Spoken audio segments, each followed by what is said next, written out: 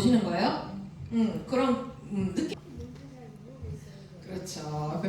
자, 그러면 자 아주 간단하게 이 감독에 대해 조금 설명해드리고 그리고 이 오늘의 시네토크의 주제는 제가 영화를 사랑하는 한 방법로 지었는데 그 이유는 이제 나중에 같이 볼 거고 여러분도 동의하시는지 한번 같이 토론해 볼게요. 일단 이탈리아에서 난니 모레티는 두 가지 이유로 관객들 사이 호불호 갈리는 감독입니다.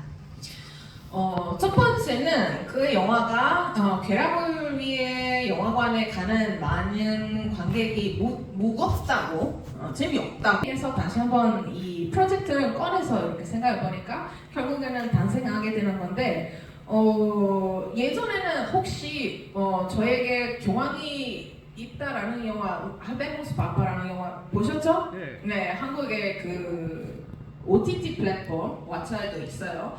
그 영화에도 이제 교황은 자기의 그 자리 그만두는 이야기인데 그 영화도 이제 프란시스코 교황 이전에 베네딕투스 교황의 자기 자리는 그만두셨죠?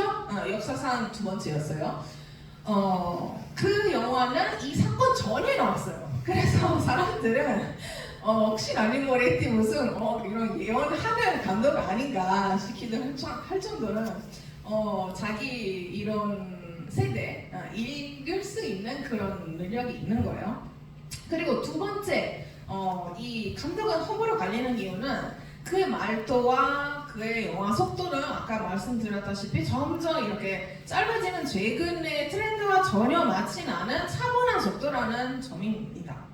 트렌드를 따라하지 않는 것은 물론 모레티의 성격 중에 하나이며 한편의 그의 영화 전체적인 수단입니다.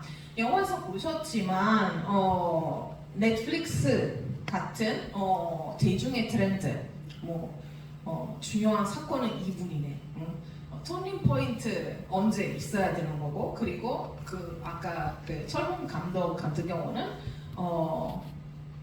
이런 쾌락을 위한 폭력 그러니까 액션 영화 특징에는 속도가 다른 거죠. 거의 춤 날리는 거는 못 보일 정도는 이렇게 컷은 되게 빠르잖아요. 난니 모레티는 그러니까 정치적인 영화라는 것은 정치적인 주제를 다루는 영화인 건데 고다르나 이런 프랑스 영화들처럼 원래 쓰는 그런 영화 언어 이런 대중의 영화의 그런 관습을 깨지는 영화를 만드는 것도 자기의 영화에 관한 정치적인 언어 태도라고 하는 거예요. 그래서 난니 모레티는 계속해서 이런 속도, 자기만의 속도, 자기만 뭔가 사람의 기대, 어떤 트렌드에 맞지 않게 자기 마음대로 자기가 옳다고 생각하는 영화 하는 거는 자기의 영화에 대한 전체적인 생각이기도 해요. 그러나 이런 한편으로는 영화를 단순한 볼거리에서 벗어나고자 하는 그의 노력과 전체적인 것을 주제와 표현 수단으로 결합하는 능력 때문에 난니 모레티를 높이 평가하는 시네필들이 많이 있습니다. 분명히. 그래서 호불호가 많이 깔리는 건데 이 감독의 영화의 매력에 빠지시면 다른 영화도 다 보게 되는 거예요. 물론 한국 사람들한테 조금 어려울 수도 있어요. 왜 그러냐면 난니 모레티도 영화에서 말하는 건데 자기가 뭐 이탈리아 노래들은 많이 있는 영화 찍고 싶다고 하잖아요. 난니 모레티는 이탈리아 문화, 자기 클래식 그러니까 고전 그런 고등학교 고전 공부하는 뭐 라티노 그리스어 문화 역사 철학 중심으로 공부하는 고등학교 다녔기 때문에 그 문화에 깊이 빠져들어 있어요. 그래서 이런 부분들은 영화에 많이 다루거든요. 그래서 이탈리아 외 관객분들은 유럽에는 어느 정도는 이렇게 막 문화 교류 많기 때문에 서로 이해할 수 있는데 먼 한국까지 이해하기는 조금 어렵죠. 근데 이 영화는 결국에 조반니의 영화 이해하고 투자하는 제작진들은 바로 한국 사람이네요.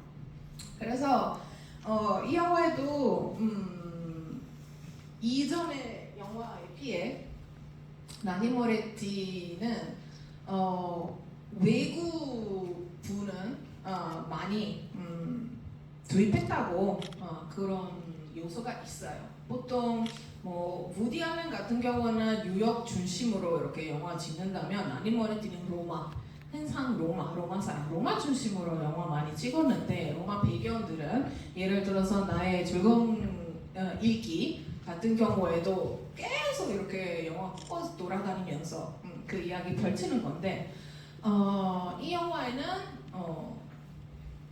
부다바리 서커스, 그래서 헝가리 서커스, 그리고 폴란드 대사관자, 그리고 프랑스 제작자, 한국 제작자, 굉장히 로마 벗어나는 로마를 침투하는 외국에서 오는 영향들을 받게 되는 거잖아요.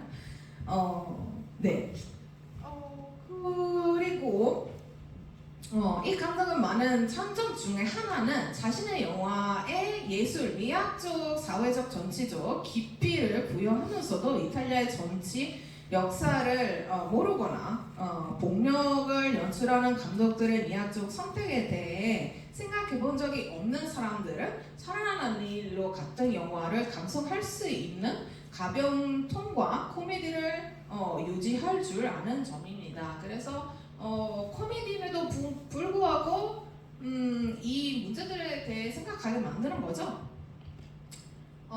이 영화에서 가장 많이 논의되는 장면 중에 하나, 조반니 감독 동료 영화 촬영을 방해하여 그와 모든 스태프, 무엇보다도 극장 관객이 이 영화 묘사력과 특별한 이미지를 제시하는 영화를 만드는 사람들의 책임에 대해 생각하게 만드는 우스꽝스럽지만 코믹한 장면입니다.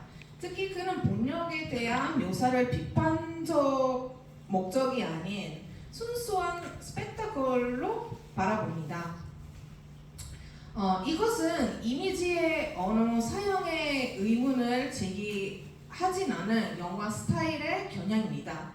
무엇보다도 관객으로서 영화를 깊이 사랑하는 나니 모레티가 폭력 묘사에 대한 윤리적 딜레마에 직면하는 곳을 윤리에 대한 교훈을 주기 위해서가 아니라 찬란한 내일로가 무엇보다도 영화에 대해 이야기하는 영화이기 때문입니다. 그래서 영화 사랑하는 방법이라는 거는 사실 나니 모레티는 영화 생활을 50년 동안 했어요. 감독님이 70세인데 20대부터 8mm로 영화 처음 시작했고 50년 동안 자기의 커리어 다시 생각하면서 그리고 영화는 무엇인지 나한테 영화는 무엇인지 영화는 나한테 내 전 인생이 됐다고 생각할 수도 있어요. 70세 되시면서 50년 동안 영화를 했으면서 그래서 그것을 뒤돌아보면서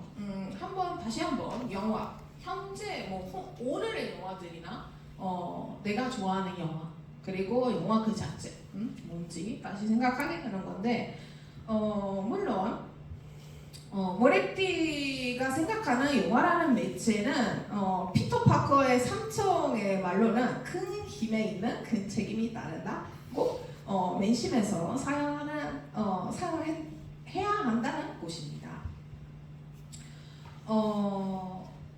일단 감독은 인터뷰에서 여러 번 언급했듯이 그는 다중적인 영화를 만드는 것을 좋아합니다. 그가 설립하고 영화를 제작하는 제작사의 이름은 알고 계신가요? 사케, 그렇죠. 사케르 필름. 사케르이라는 곳입니다. 감독이 여러 겹 초콜릿 스펀지 케이크와 살구잼으로 만드는 오스트리아 케이크 사케르 케이크를 매우 좋아하기 때문입니다. 그래서 자기네 제작사는 사케르 필름이라고 했는데 실제로 케이크처럼 그 영화도 여러 겹으로 즐길 수 있습니다. 그래서 어렵다고 말씀하셨죠? 어려운 이유는 이렇게表面적으로만 볼 수도 없고 한 스토리, 한 내러티브로만 진행하는 영화는 절대 아니에요. 그리고 우리 보통 다 내러티브 영화들은 여기에 한번 잠깐 들렀다가 반지의체원 시리즈 봤으면 아시겠지만 이제 서로 이렇게 팀으로 나누면서 여기 팀은 무슨 사건이 있는지 저기 팀 무슨 사건이 있는지 이렇게 번갈아서 보는 거잖아요.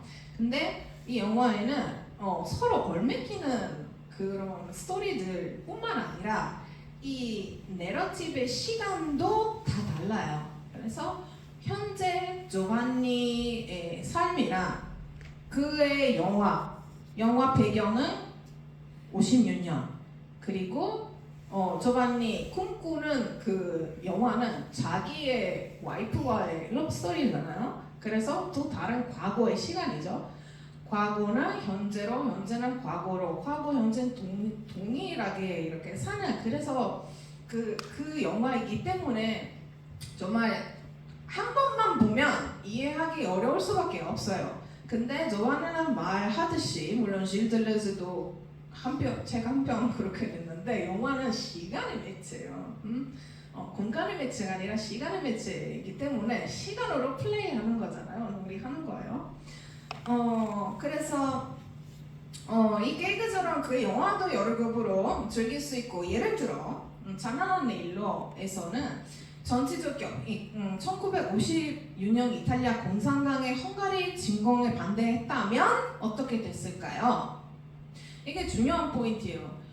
그 사건만 다루는 거 아니라 반대했다면 어떻게 됐을까요? 마지막에는 만약에 이 만약에라는 말은 자기 인생에 대한에도 만약에 던지는 거예요. 만약에 와이프하고 조금 다르게 했다면 만약에 내가 정말 그 찍고 싶었던 영화를 찍었다면 그래서 이 50년 동안 영화 생활하면서 내 영화 생활에 대한 만약에 그 만약에도 이렇게 한 번 더 던지게 되는 거죠.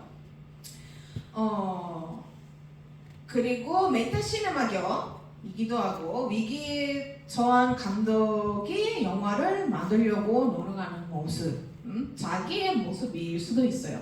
특히 팬데믹 중에 로맨틱, 정기적 격, 아내와의 사랑 이야기를 머릿속에서 재현하는 감독과 위기에 처한 결혼 생활의 현실.